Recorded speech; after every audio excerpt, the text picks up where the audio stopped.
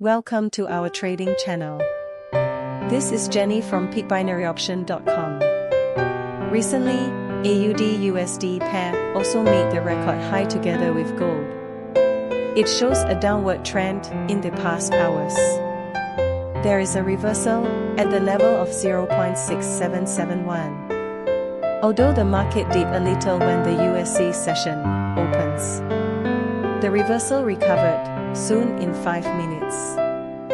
I placed a long position on this 5 minutes binary option. The trend is strong and there is very few minutes left. It is better to hold a position till expiry to maximize the profits. I don't advise you trade 5 minutes if you are new to Nadex trading.